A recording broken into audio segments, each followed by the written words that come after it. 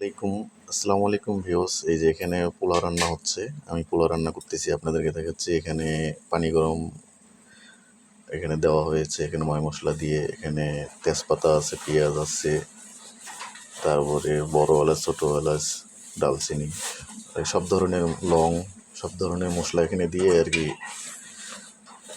করা হচ্ছে। এই জায়গাটা সব ধরনের মশলা দিয়ে বাগার দেওয়া হচ্ছে এখানে আর কি। দেওয়ার পর এখানে আমি পোলার চাউল ছেড়ে দেবো। এই জায়গায় আপনাদেরকে দেখাবো কীভাবে পোলাও রান্না করে।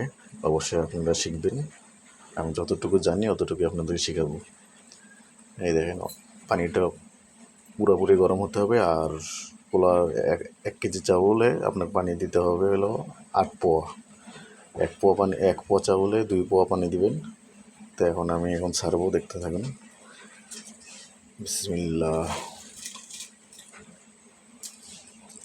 বিসমিল্লাহির রহমানির রহিম। এই যে পোলা হবে, এখানে দেখতে পাচ্ছেন এই যে চাউল, এখানে আমি দিব। এই জায়গায় আধা ঘন্টার মধ্যে হয়ে যাবে ইনশাল্লাহ।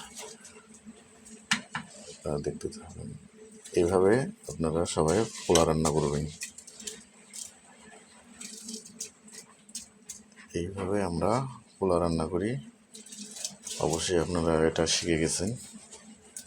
যারা পারেন না, এভাবে রান্না করবেন।